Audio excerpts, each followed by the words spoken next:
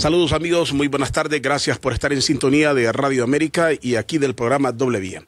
Gracias como siempre a las personas que a partir de este momento se suman a la transmisión en el Facebook Live de Radio América para compartir el diálogo con nuestro invitado. Rápidamente comentaba hoy en horas temprano esta denuncia que hizo la diputada Doris Gutiérrez, que me parece que es muy correcto lo que ella señala, en el sentido de que se aprobó una ley para que los policías y los militares que ya están jubilados puedan ser contratados. Ya se aprobó, contratados, pero no pierden su jubilación. ¿Cómo es posible que alguien que ya está jubilado vuelve a ser contratado, recibe salario y jubilación? A alguien van a afectar. Doris Gutiérrez decía que el problema más grande aquí no solo es esto, que se viola, porque es una violación, no les puede estar dando su salario y una jubilación al mismo tiempo. Están afectando fondos para la jubilación de otra persona. El punto es, ¿a quién van a recontratar? Ella decía, a los altos jefes. Generalmente vamos a pensar en el policía pequeño, y en el chafita, como diríamos. No, son cúpulas. Posiblemente esta ley la aprobaron para favorecer a cúpulas que están retiradas, jubiladas, con buenas jubilaciones y que puedan ser contratados. Esto es realmente arbitrario. Jubilación es jubilación, pero en Honduras se legisla para beneficiar a pequeños grupos, lamentablemente. Pasó sin parte, sin novedad. Doris es la que se opuso. ¿Cómo es posible que se puedan aprobar este tipo de leyes? Insisto, porque cuando usted se jubila, si quiere volver. Si quiere volver, o porque la jubilación no le sirve, prefiere mejor trabajar porque no le alcanza, pues ni modo. Ahí sí estamos de acuerdo. Pero aquí están favoreciendo, gente, están favoreciendo. Entonces el Estado va a pagar jubilación y salario. Qué arbitrario y qué lamentable. Paso negativo del Congreso de la República. A ver a qué argollas. Tarde o temprano esto va a salir a la luz pública. Otra de las notas del día de hoy, se volvió a mencionar que habían movimientos para sacar a la señora Gabriela Castellanos del CNA. Después dijeron que no era así. Ya se habían dado movimientos y hay muchas críticas contra el CNA. Guste o no, con errores o no, con mucho escándalo en algún momento, el CNA al frente con la señora Castellanos es cuando más se han dado denuncias que nunca surgieron por parte del Ministerio Público, menos por el Tribunal Superior de Cuentas. Aquí lo importante es que las denuncias sean fundamentadas y que se actúe, pero es la única institución que ha hecho denuncias en el país, pero ha surgido una campaña muy fuerte contra el CNA. Aquí lo importante, repito, es la aplicación correcta de la justicia, la denuncia, que se investigue. Si el CNA comete el abuso, la arbitrariedad de hacer una denuncia, ensuciar a una persona, tendrán que pagar, tendrá que aplicárseles también la ley. Pero comenzarlos a perseguir solo porque están denunciando no es lo más correcto. Más bien es hasta de mal gusto. Pero si hay una campaña muy grande para desprestigiar al CNA, que repito, revisen ustedes los que cubrieron antes o los que estuvieron antes en el CNA, cuántas denuncias se dieron. No las encuentra. Bueno, y voy a dejar esto acá. Voy a dialogar con nuestro invitado sobre estos temas que son los torales en el país y obviamente lo que pasa en cuanto a la materia de corrupción. Hoy el abogado Raúl Pineda Alvarado me va a acompañar para dialogar nuevamente y hacer lectura de los acontecimientos de Honduras, un país que se habla de diálogo, se habla de cuántas cosas, pero en el fondo seguimos exactamente igual. No existe mucho el cambio. ¿Qué tal, abogado Raúl Pineda? Gracias por acompañarme aquí en Doble Vía. Buenas tardes, licenciado. Permítame antes hacer recordatorio que hoy, 15 de marzo, es la fecha en que se celebra el cumpleaños de don Tiburcio Carías Andino. No he visto en el Partido Nacional ninguna movilización masiva orientada a recordar. Nadie se acuerda. La memoria de un hombre que todavía no ha sido debidamente estudiado en la historia. Cuando usted lee de don Tiburcio Carías, se da cuenta que es un personaje especial. Aunque algunos dicen que está reencarnado hoy en día. No creo yo, se ofendería mucho don Tiburcio. Don Tiburcio era un hombre que no fumaba, que no bebía. En las ceremonias diplomáticas tomaba ginger ale para simular el champán. No era promiscuo, era un tipo que físicamente se apartaba del modelo del hondureño, medía 1,98, era un hombre de casi 2 metros, entre una población cuya estatura promedio es 1,64, 1,65, don Tiburcio era por lo menos físicamente un gigante. Y todavía nosotros utilizamos el aeropuerto que dejó Carías, el estadio que dejó Carías, los puentes que construyó Carías, y usted encuentra que hay una dicotomía, los alabarderos, los quemaincienso, que ven en Carías un hombre sin defectos, y los detractores que desconocen que el hombre vino a generar un régimen de paz, probablemente con muchas pinceladas autoritarias, pero con niveles muy, muy bajos de corrupción. El otro aspecto era... Perdón, pero muy de avanzada.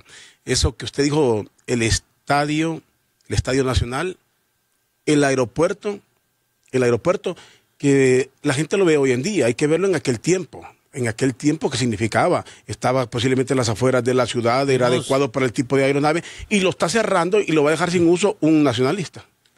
Sí, son las ironías de esta comedia satírico-política, que es la actividad política en Honduras.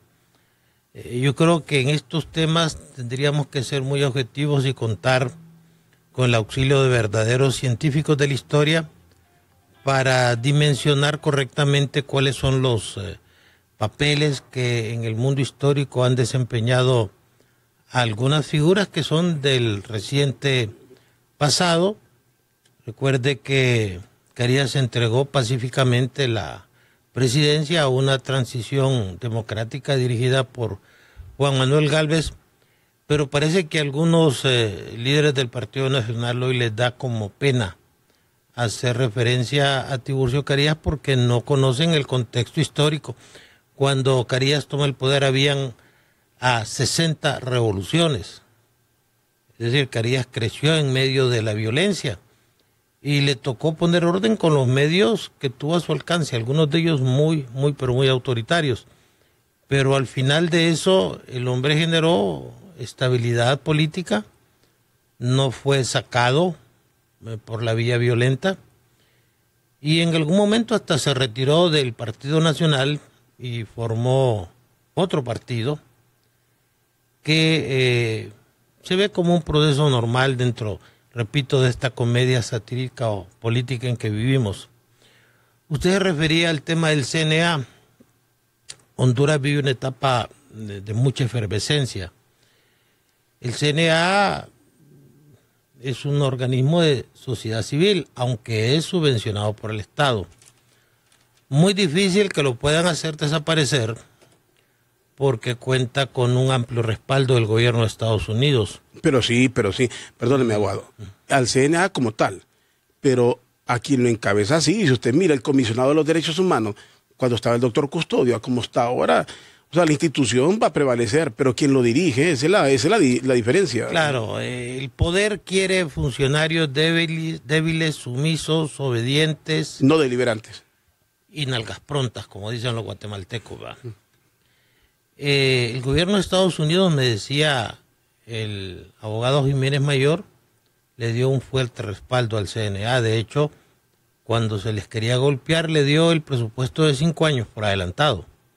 Entonces no lo van a poder asfixiar por la vía de los recursos, pero sí van a intentar golpear algunas figuras que están haciendo denuncias contra un problema verdaderamente serio. La Maxi, por ejemplo, da un dato de que el Estado de Honduras pierde 10.000 millones por año solo por la corrupción.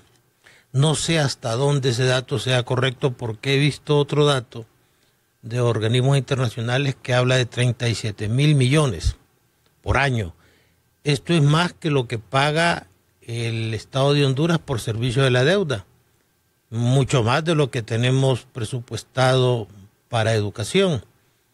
Entonces cualquiera que vaya a enfrentarse a un sistema, porque en Honduras la corrupción es un sistema que funciona bastante bien, que tiene sus ramificaciones en una estructura formal de empleados y funcionarios, que tiene una estructura en el control de la mayoría de los medios de comunicación, que son los que nosotros llamamos los sicarios de los medios, y que tiene también una actitud muy indolente, muy tolerante en la sociedad hondureña. Si usted analiza hasta el 2004, el Estado hondureño, solo por quiebras de bancos, solo en quiebras de bancos se había pagado 4.000 millones de lempiras. Recuerda aquel proceso que se dio, que una serie de bancos fueron liquidados. Solo en fondos de garantía salieron del Estado 4.000 millones de lempiras y muchísima gente. Y la inseguridad que provocó en aquel momento, todo el mundo pensando a qué hora cerraban el que tenía sus ahorros. Entonces usted va a ver que esa indolencia que se da entre la gente, que somos tolerantes, se refleja en procesos que están bien enraizados. Por ejemplo, el estado permanente de transformación de los procedimientos. Usted va a una oficina como tránsito, por ejemplo, y hay que reconocer que ahí los trámites son rápidos, son fluidos, la atención es buena. No veo por qué crear otra oficina que vaya a hacer lo mismo. O sea, tránsito funciona bien administrativamente, en las calles es otra historia. Pero aún... En las calles de abogados. Yo acabo de terminar otro estudio. En las calles... con unos amigos. El cobro de lo que llaman la mordida ha disminuido sustancialmente. Lo que no hay es un buen servicio a ciertas horas pico por la carencia de personal o por mala distribución, o porque en Honduras tenemos 3.500 elementos de las Fuerzas Armadas y de la Policía cuidando dignatarios. Sí. Este es un y problema. Señora Fufurufas, es la realidad. Esto es sumamente serio, ¿va? Es decir, elementos de las Fuerzas Armadas que se alimentan con una bolsa de pan y una bolsa de mantequilla, que no tienen dónde hacer sus necesidades físicas y tienen que andar buscando solares baldíos porque son tratados de muy mala manera. Entonces, el caso del registro de armas funciona bien y ya está el proyecto también de privatizarlo. Es decir, estamos en un proceso de permanente reinversión donde alguien se beneficia económicamente. La UABI funcionaba más o menos bien en el Ministerio Público. Usted dice reinversión, yo siento como de experimento a ver qué sale. Porque aquí en eso de las armas, usted fue diputado del Congreso de la República. Y usted sabe desde cuánto se viene hablando y pareciera que no encuentran una ley adecuada. Pero todo tiene una motivación económica. Ah, sí. Todo implica... más allá de la seguridad que más pensamos. Más gasto y lamento tener que acudir a una frase del expresidente Lobo. La maldita burocracia. Usted en este país hay dos cosas inevitables. Las filas que tiene que hacer, la pérdida de tiempo y los gastos en que debe incurrir para andar su billetera llena de tarjetas, llena de identificaciones, llena de permisos. Y por eso el país se está ahogando en una montaña de papeles. Donde usted vaya, va a encontrar a lo que llamamos el algoritmo negativo, es decir, un procedimiento. Los abogados en el Ministerio Público, en el Instituto de la Propiedad, donde vaya, hay un procedimiento particular que a veces es contradictorio entre ellos mismos y por eso las cosas aquí se tardan tanto. Un país crece no porque tenga recursos. Honduras tiene recursos, Venezuela tiene recursos, la segunda reserva de petróleo más importante del mundo. Los países crecen porque tienen educación para aprender a transformar recursos. Por eso usted mira fenómenos a los cuales nuestros dirigentes se refieren cínicamente y dicen Singapur, Finlandia, Japón. Japón es un país sin recursos, pero tiene 243 días obligatorios de clases. En Honduras no andamos mal, tenemos 200 días y eso hay que reconocérselo al doctor Marlon Escoto, que tuvo la valentía de enfrentar todo un sistema para que tuviéramos como mínimo 200 días de clase. Y lo que hizo el presidente Lobo, si algo que sí le va a reconocer al presidente Lobo es eso. Pero en Singapur, la jornada normal de estudio son 11 horas. En China son 9 horas. En Finlandia son 9 horas. En Honduras difícilmente llegamos a 5 horas, mal servidas. Entonces, usted necesita empezar a definir una verdadera agenda nacional. Estamos perdiendo el tiempo en un diálogo que estoy absolutamente convencido que está lleno de buenas intenciones, pero en el orden muy pragmático, don Juan Orlando Hernández no ha hecho todo lo que ha tenido que hacer para entregarle la presidencia a don Salvador Narrala. Eso no va a pasar. Y esa es una condición que pone la oposición. Tampoco la oposición va a permitir que se investigue o que se denuncie si hubo relación con los pandilleros para generar un resultado electoral tan apretado. Entonces ahí lo que hay es una forma de perder el tiempo cuando en este país deberíamos estar pensando en otras cosas. Pueden venir empresas acá. Permítame. Perder el tiempo. ¿Sí? ¿A qué va a llegar ese diálogo entonces? A nada. ¿Por qué tendría que llegar a alguien? Primero, yo escuché con mucho optimismo al ingeniero Zelaya, he escuchado a Salvador que espera algo, que estamos hablando de la oposición, ¿verdad? Sí, pero hoy dijo algo diferente. Hoy es don Salvador Narrala. Es decir, mire, parte de la oposición tiene que estar en el diálogo. Si no están en el diálogo es que son radicales, recalcitrantes, negativos. Pero por el otro lado, otro sector, el núcleo duro de la oposición, no cree en el diálogo. Porque consideran que solo es un mecanismo para legalizar... ganar tiempo. Y legalizar al... Cada día que pasa se consolida el gobierno del presidente Hernández, y en la medida que se prolongue el diálogo, ya el otro año vamos a estar empezando a escuchar las precandidaturas, las corrientes y el eterno bueno, si ya comenzaron a lanzar a debate. Tito, ya no disimulan queriendo... qué mal que el alcalde capitalino se deje endulzar el oído y también que iba le endulzan el oído a falta de liderazgos. El alcalde es de los políticos más sutiles que hay. Es lo que tiene es mal discurso, pero un político muy inteligente. Si es inteligente, no agarra una candidatura. ¿Alguien ha hablado de una candidatura independiente del alcalde? Con riesgo, porque el núcleo duro del sector oscuro del Partido Nacional se va a quedar con 200,000 votos. Pero también ostentar la candidatura del Partido Nacional frente a una Narrala que se va a volver a lanzar es un riesgo muy elevado. Mi opinión personal es que el señor Asfura se va a quedar como candidato a la alcaldía. Un expresidente Zelaya que seguramente se va a lanzar. Pero que no tiene opciones. No lo sabemos. No tiene opciones. Mire, ahorita usted dice que no, pero no sabemos adelante. Y en la medida que pase el tiempo, no tiene opciones porque él se equivocó en sus programas y en sus metas. Porque trabaja contrapelo de la historia. Porque pretenden ser una fuerza de izquierda en el patio trasero de los Estados Unidos. Porque algunos en Honduras no se dieron cuenta que el marxismo entró en crisis en los 70 y la del socialismo entró en crisis 2 décadas después, porque son cadáveres intelectuales. Ser de izquierda en el siglo XXI ya es abandonar las políticas radicales. Desconocer que Mel Zelaya puede hacer perder a cualquier candidato es estar en un error. Como es estar en un error pensar que Mel Zelaya a estas alturas del siglo XXI puede representar una opción de triunfo. Si hubiera sido una opción de triunfo, tenga la seguridad que le hubiera lanzado un candidato distinto a Salvador Narrala. Entonces, el panorama político es complejo, puede cambiar.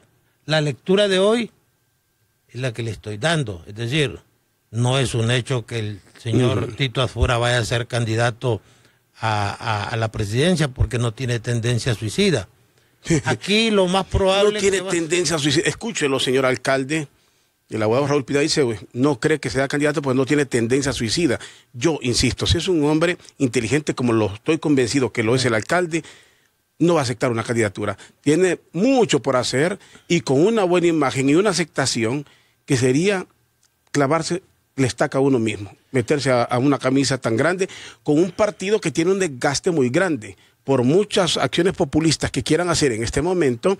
no sé cómo van a revertir, ¿va? Porque ahorita todo es populismo, una maquinaria para que todo lo que salga del gobierno, usted mira las publicaciones en los medios. Sí. Entonces, hay una maquinaria para decir que lindo, nunca se había visto tal cosa, o sea, una maquinaria falsa, ficticia. Querido amigo, los medios perdieron influencia.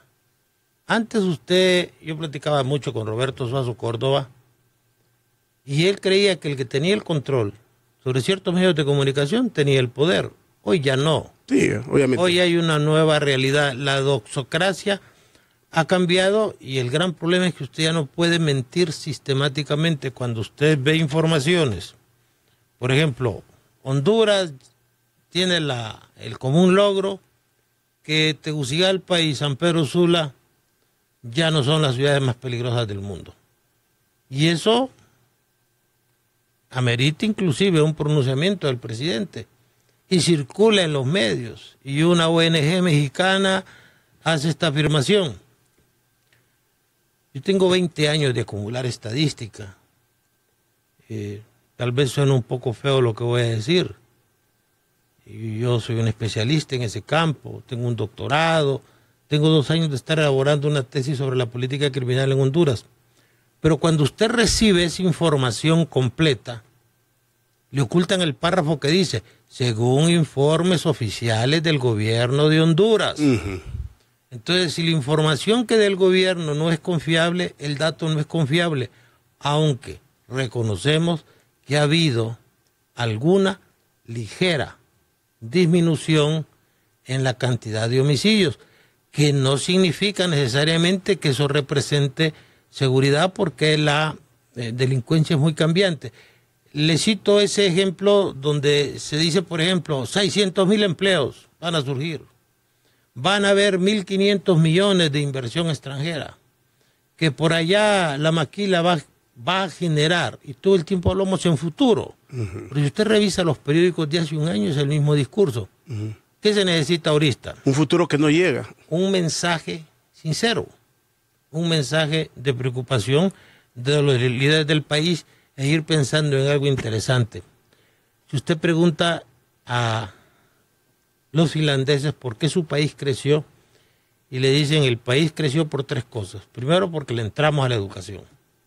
Hace 50 años, Finlandia era un país tremendamente atrasado. Recuerde que fue sometido por los rusos de una manera escandalosa.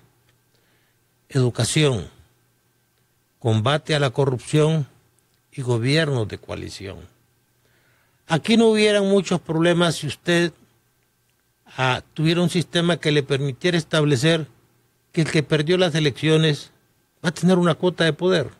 No por una concesión graciosa del que ganó las elecciones, sino porque se ganó el derecho a ostentar determinadas posiciones y se termina el pleito de las manifestaciones en Honduras. Perdón, lo intentó el presidente Lobo cuando repartió puestos entre los candidatos. Recuerde que a todos los candidatos los mandó, les dio un puesto. Usted dijo eso, lo repartió, él lo repartió. No, y Elvin Santos no agarró un puesto, pero sí tuvo poder, Elvin Santos, para colocar gente en el gobierno.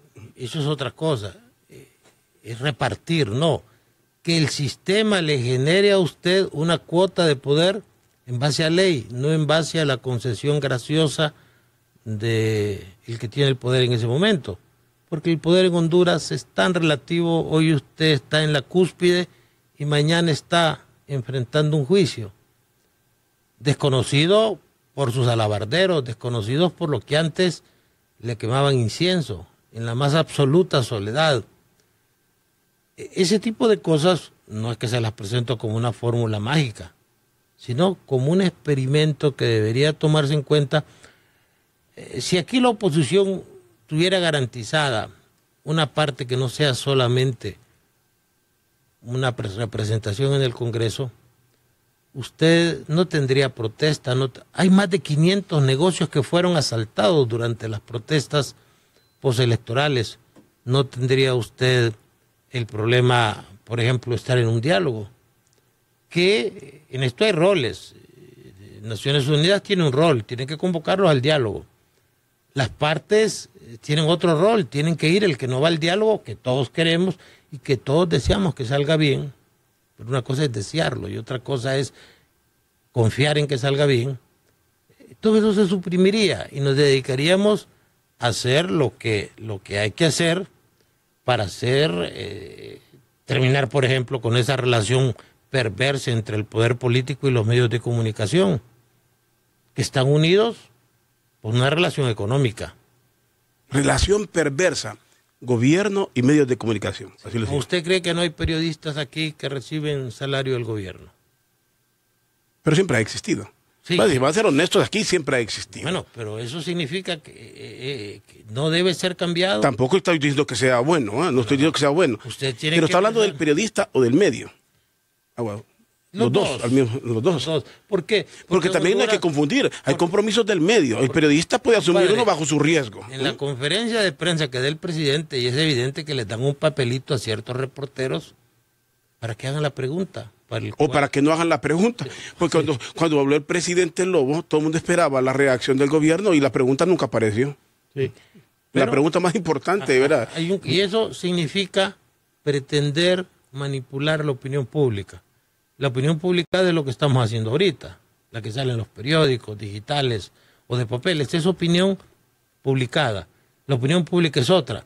Lo que no se han dado cuenta, los que tienen el poder, es que la opinión publicada cada vez influye menos en la opinión pública. En ese sentido, hay que empezar a hacer algunas cosas para entender que la violencia y la corrupción no deberían ser un estado natural de nuestra sociedad, que debemos procurar que ya nuestros niños no sean una generación que crece en el miedo. Disculpe que lo interrumpa, porque es que se me quedó un mensaje que llegó ahí, que alguien le dijo que Carías también fue corrupto y que regaló todas las tierras de Tegucigalpa para muchos amigos, le dice alguien aquí. Parece que en esa época, ¿qué pudo haber valido una propiedad en Tegucigalpa? Es decir, no valía mucho, pero esos actos eran cacahuates, eran confites, comparados con la situación que se ha dado ahora. Carías dejó en su herencia, y yo conozco la herencia que dejó Carías, no es nada extraordinario. Oye, disculpe, abogado, yo no sé si usted recuerda, en el gobierno de Suazo Córdoba, en esa campaña, en la de Oscar Mejía Arellano, incluso, el peor de los desórdenes que tuvo esta capital fue que en ese gobierno, con un populismo, comenzaron a regalar tierras, ¿recuerda usted? Y surgieron las invasiones, a legalizar invasiones, y la ciudad está en el desorden que todavía no se recupera. Hay que ser honestos, todavía tenemos puentes, otras cosas, pero desorden, cinturones de miseria, desordenada, ahí siempre prevaleciendo en la capital. Mire, en 10 años la población hondureña pasó de ser rural a ser urbana. ¿Por qué? Por la pobreza. Pero usted tiene que empezar a ver nuevas realidades. Por ejemplo, los estados modernos hoy son esencialmente democráticos. En 1940 solo había 51 gobiernos electos. ¿Qué es esta, abogado? Una semidemocracia. ¿La de Honduras? Sí. Semidemocracia. Sí. En 1900, a estas fechas, tenemos 193 gobiernos electos. Es decir, en apenas 60 años se cuadruplicó el número de gobiernos electos popularmente, o al menos bajo un modelo exteriormente democrático. Entonces la democracia hay que perfeccionarla. Los presidentes deben entender que no por el solo hecho de persuadir la voluntad colectiva en una democracia electoral están autorizados a robar.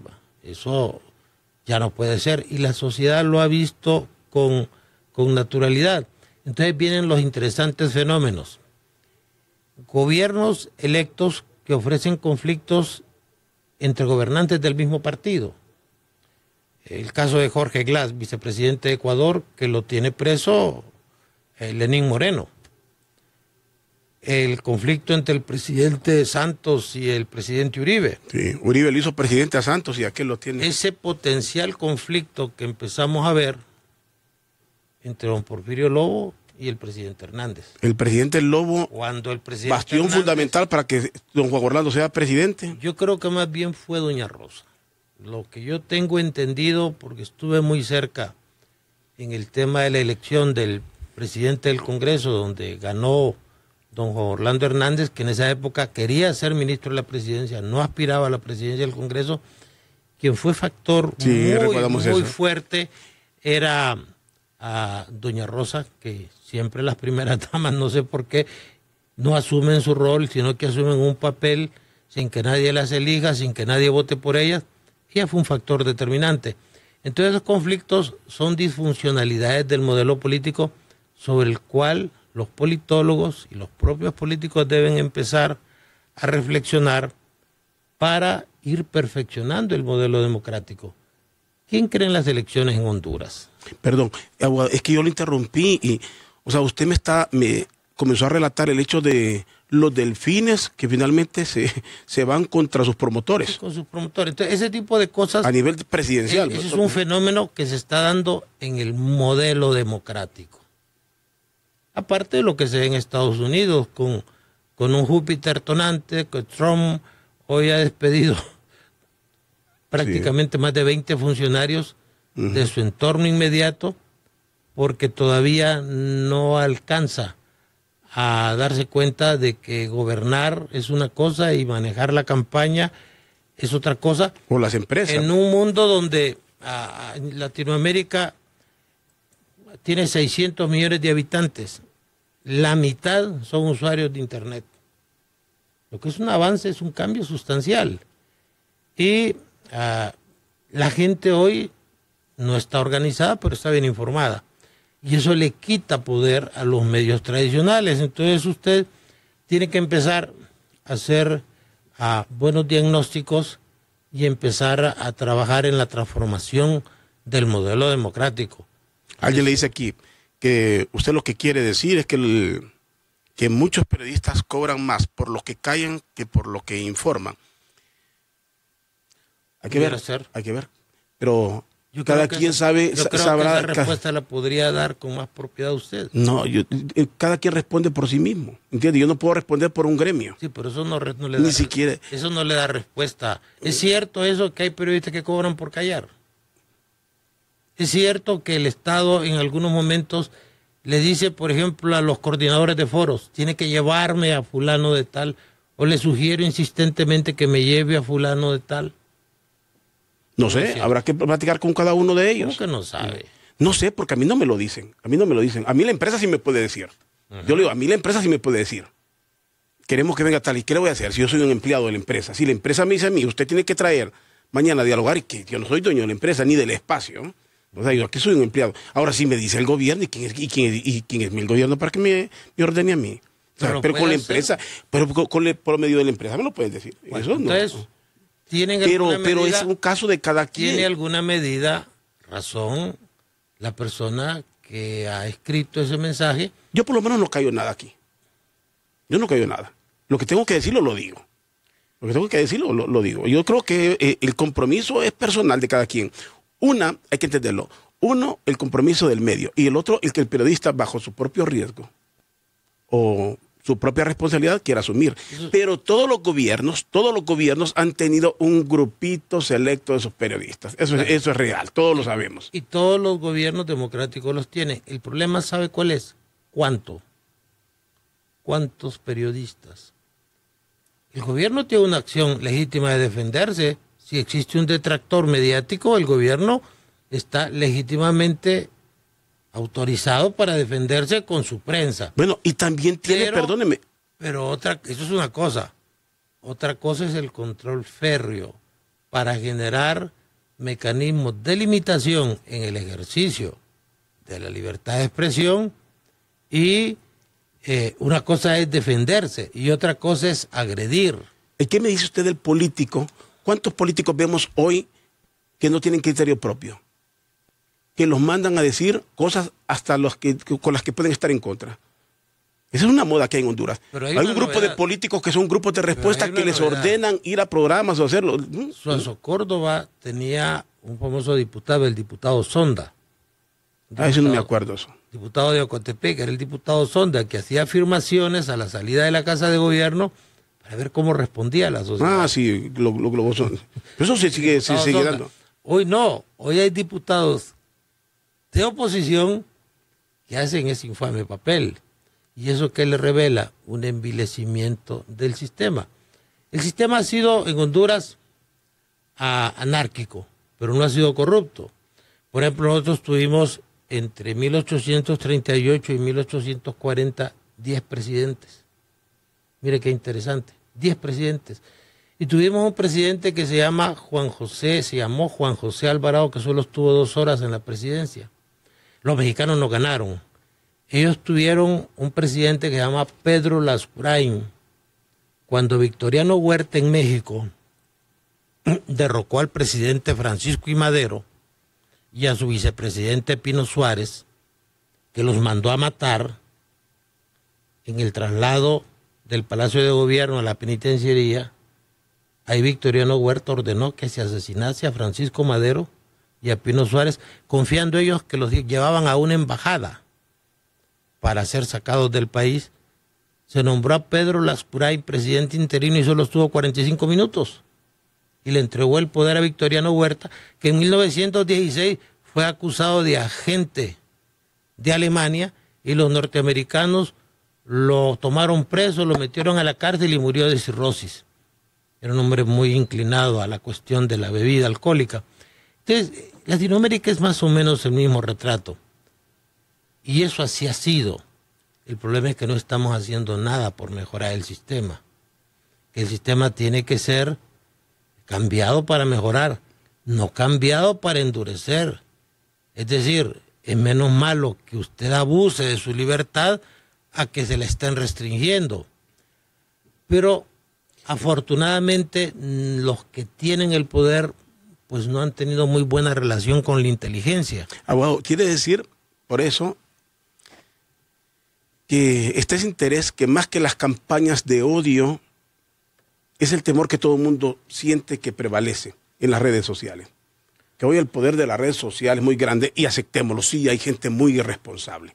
Sí. Una cosa es que usted utilice una página correctamente, yo utilizo una con mi nombre obviamente soy yo, lo que voy a escribir ahí es algo periodístico, ¿verdad? Opinión periodística y obviamente con mi nombre. Hay gente muy irresponsable, pero sin lugar a dudas es ahí donde radican los temores del gobierno. Antes controlaban 2, 3 periodistas y supuestamente estos agarraban a toda la manada. Recuerda lo que le dije al principio, la pérdida de poder de los medios tradicionales. ¿Pero qué le está generando eso? Mire, ayer me regalaron este libro que se llama... Y lo quiere dejar aquí, me imagino, ¿no? Los de adelante corren mucho, de Carlos Elizondo Mayer Sertus, sociólogo economista, que da unos datos del año 2017 respecto a los 30 países más desiguales del mundo.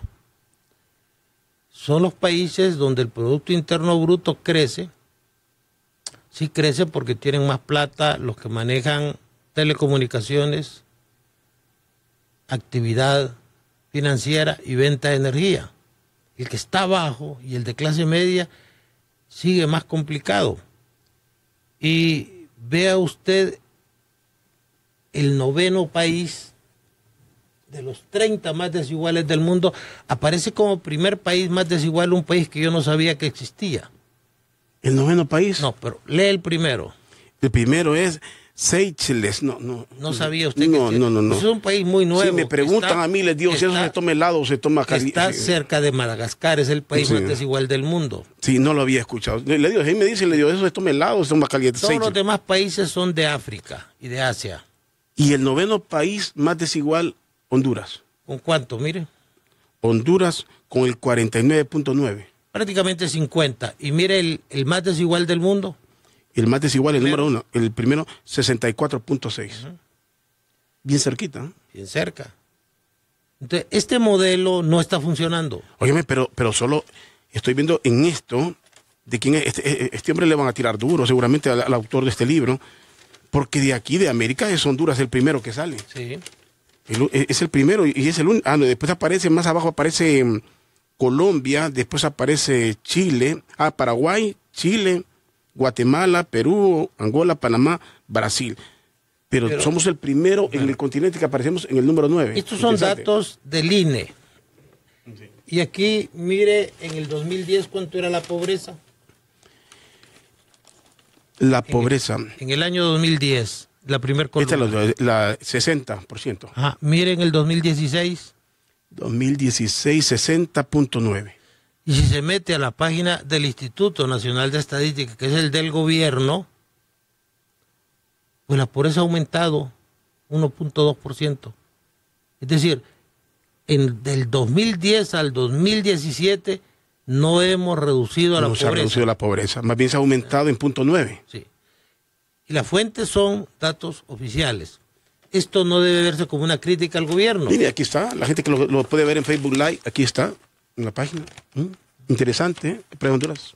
60% en pobreza, 2010, 2016, 60.9. Interesante. Y esto ojalá que no se vea como una crítica morbosa al gobierno, es una realidad. Y le puedo suministrar datos de organismos internacionales que son mucho más preocupantes. Entonces, ¿qué nos dice esto? Hay un problema. Esto no tiene nada que ver con estar con el gobierno o estar contra el gobierno, es una realidad. Hay un problema. Somos uno de los países más inequitativos del mundo, donde hay gente que tiene mucho, mucho y hay gente que no tiene nada, nada. Me gustó eso que dijo, eso no es estar contra el gobierno. El problema en Honduras, abogado, usted lo sabe, si usted da un dato de esos, que la pobreza no ha disminuido, por el contrario, se ha incrementado, ya usted es enemigo. Ya te hiciste Sí, ñángara. sí, exactamente. Es ñángara, es de izquierda. No resentido social. Sí. ¿Qué pediste que no te dieron? Exactamente, anda resentido. Sí, esa es la respuesta. Este está resentido. Y ¿Por qué no aceptamos la realidad de eso? No, y para ser ciudadano correcto hay que hablar positivo. Hay que rebuscarse con algo positivo en el país. entonces usted empieza a ver los problemas que va a enfrentar en el corto plazo Honduras. Primero, el problema del agua.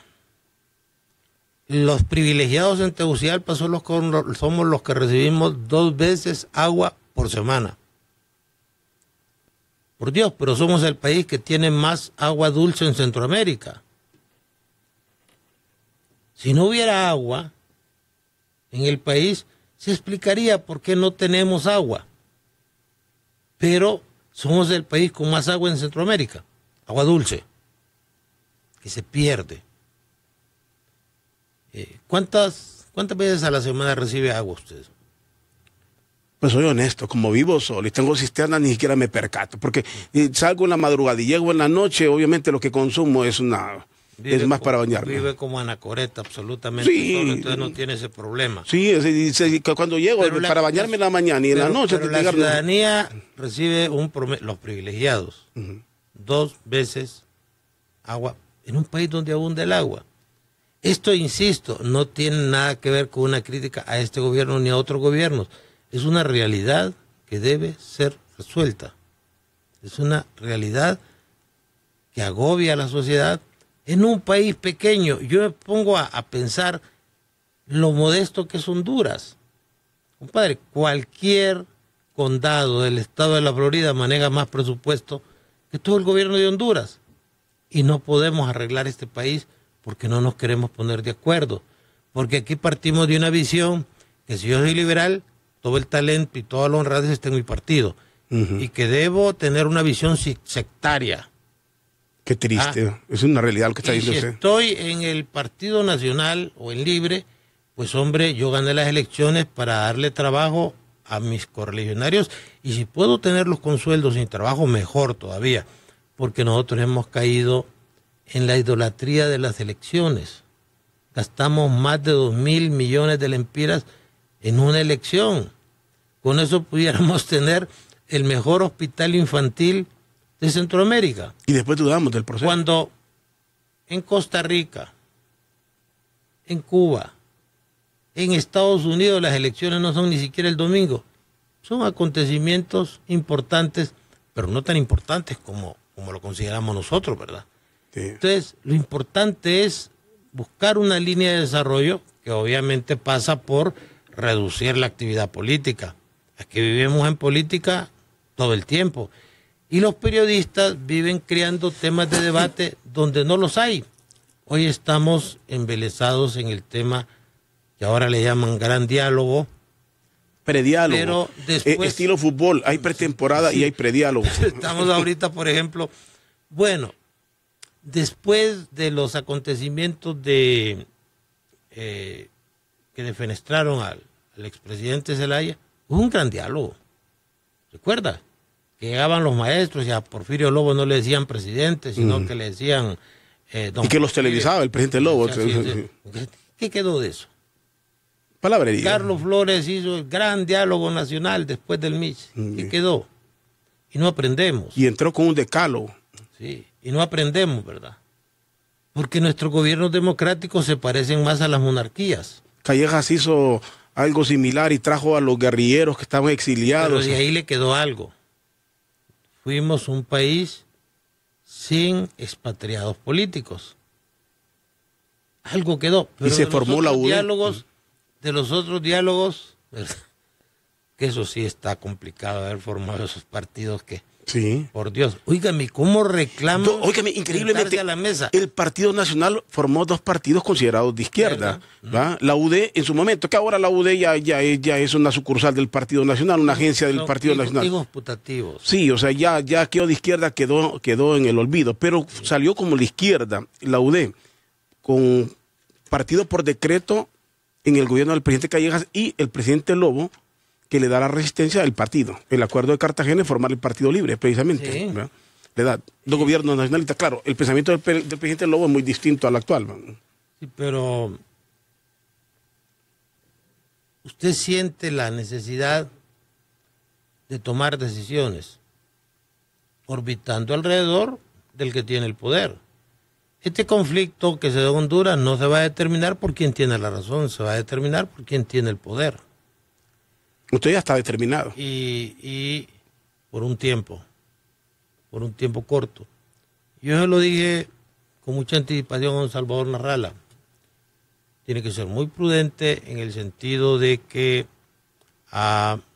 tiene que empezar a ver la próxima elección. Porque con este diálogo vamos a llegar al otro año. Podrán haber algunos logros que ya el gobierno da por anticipado que tiene que conceder. Usted debería pensar en un nuevo tribunal, en un tribunal donde estén los partidos que tengan más de 100,000 votos en una elección, traducido en un porcentaje del volumen electoral. Donde no esté David Matamoros, sino que un hermano. Pero si le va a poner... o un hijo. Si le va a poner exceso de democracia y le va a poner representantes a todos los partidos, nada está haciendo. Para allá vamos. Usted sabe que aquí el pleito es poner un representante de cada partido. No sé qué tanto se solventa eso. Entonces, el país va a tener una involución y hoy el proceso de conflictividad va degenerando. Y va degenerando en actos de violencia. Y la violencia siempre es mala. Entonces, y me permite con una visión más patriótica. Y me permite, porque la gente tiene que estar consciente de eso. En esos cambios, si el Tribunal de Elecciones le dan un representante de cada partido, piensen ustedes cuántos partidos se formaron solo por el proceso electoral. Partidos dudosos, sí, que van a hacer alianzas, o sea, quedaríamos exactamente en lo mismo. ¿Quién controla a los denominados partidos de maletín o de UACB o de lo que usted llame? El que tiene el dinero. El que tiene el dinero va a controlar ese montón de partidos, finalmente quedamos exactamente igual. Sí. Quedamos igual. El que tenga el poder va a controlar el montón de partidillos. La democracia tiene que ser representativa. No le veo por dónde va. Y proporcional. Lo ideal sería que fuera un tribunal totalmente independiente. Pero se supone que sí va a ser ahorita. Se supone que así debería ser. Porque son magistrados y no representantes de partidos en el papel. Se debería ser, ¿verdad? Entonces hoy ponga los que tenga que poner. Es decir, Partido Liberal, Libre, Partido Nacional, y empiece con eso como un modelo de transición hasta que podamos tener un tribunal que sea un verdadero tribunal. Mientras tanto, ¿qué está pasando en Honduras? Estamos perdiendo muchas libertades. Cada cuánto se hace un allanamiento.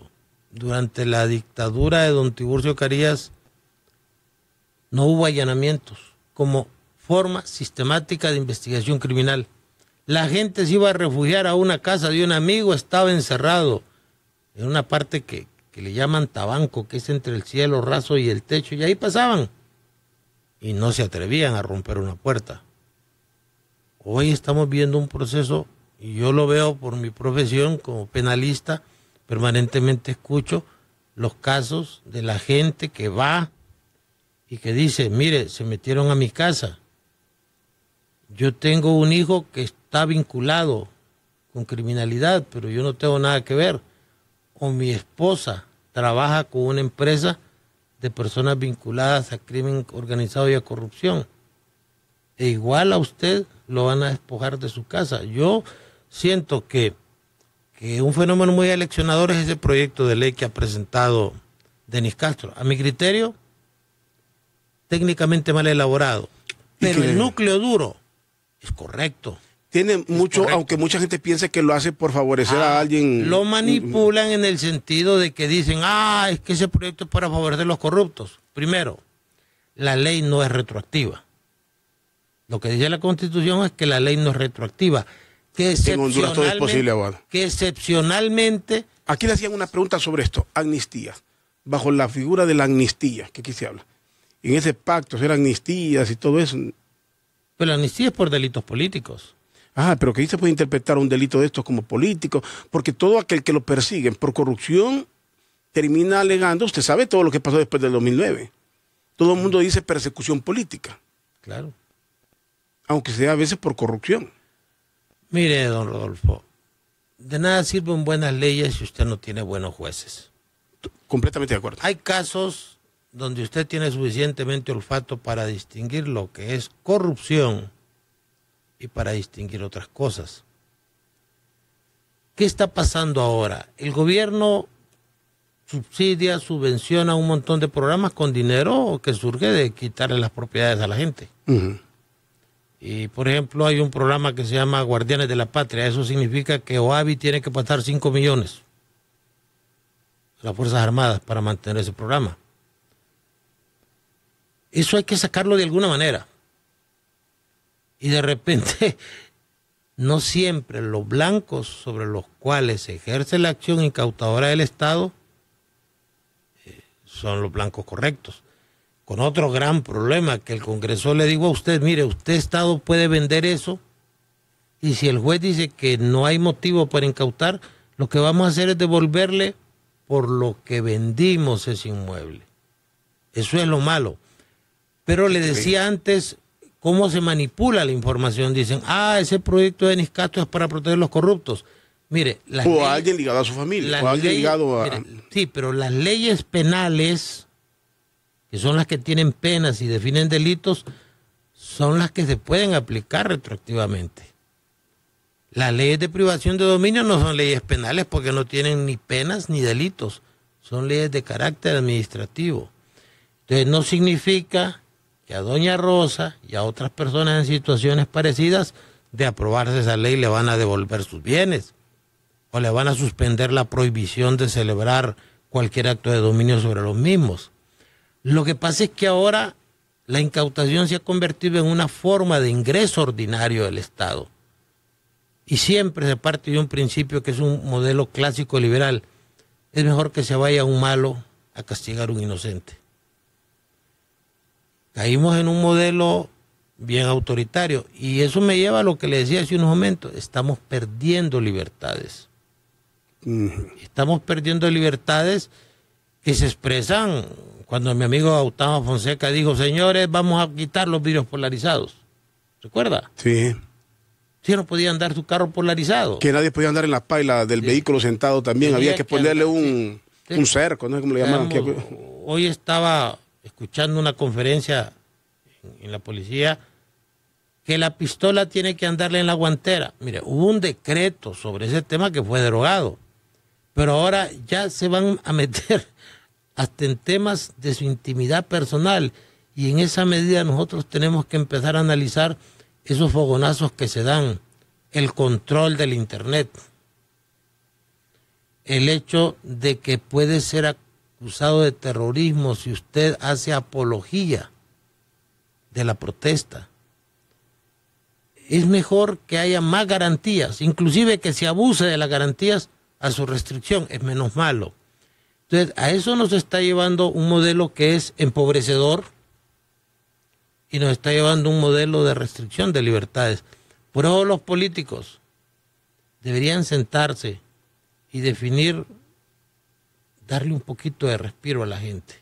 Cuando yo voy al mercado y por mi trabajo de consultar tengo que hacerlo y me dicen que un limón vale 5 lempiras, yo casi caigo como condorito porque yo lo puedo pagar. Pero muchísima gente no puede pagar 5 lempiras por un limón. Es decir, hay una alza de inflacionaria en la canasta básica que a todos nos tiene preocupados. Por eso la idea por sobre las ofensas que nos podemos hacer en una mesa de diálogo, yo creo que hay que buscar una agenda que define prioridades para poder salir adelante y tener una mejor calidad de vida. Yo creo que no hay nadie que se va a oponer a que tengamos una mejor calidad de vida. Bueno, y lapidario pero real, estamos perdiendo libertades en Honduras. Así lo dice el abogado Raúl Pineda Alvarado. Se me fue el tiempo y aquí hay muchas opiniones de gente que dice, Marlene Alvarenga quiere que le inviten al diálogo, quieren estar en el tribunal de elecciones, y aquí no iríamos para nada bueno en el país así, porque son cuestiones bien inseguras. Y analice el papel de la gente honrada de este país, que no quiere abandonar su área de confort. Yo le decía a un amigo mío, mire, tengo 30 años de estarlo viendo a usted en comisiones, de todo, porque tiene cara de honrado. Pero es que la comisión es buena. La misma gente, los mismos personajes están siempre en la misma jugada. ¿Será tan pobre este país que porque no tenemos ni siquiera personalidades buenas que nos permitan? Igual cuando se hablaba de los honorables siempre eran un grupo de honorables y eran los mismos honorables de siempre. Y que dejaban las mismas dudas de siempre. Parte de la modestia del país, ¿va? Bueno, abogado, se me fue el tiempo aquí. Le agradezco mucho que nos haya acompañado aquí en Doble Vía y espero que sigamos dialogando. Hay tantas cosas que reflexionar sobre Honduras, aunque nos digan amargosos, ¿va? Porque no vamos a cambiar nada, pero venimos a hacer catarsis, ¿va? Nos por lo menos. Nos vamos relajados, ¿va? Mientras la libertad todavía permite un poquito. Permita, sí. No, las cosas van a cambiar y tienen que mejorar. Yo creo que algún político por la fuerza de la gravedad va a tener una epifanía y una presencia divina que lo pueda transformar, y si no les hacemos un exorcismo. El abogado Raúl Pineda con nosotros aquí en Doble Vía. Gracias a todos por sintonizarnos.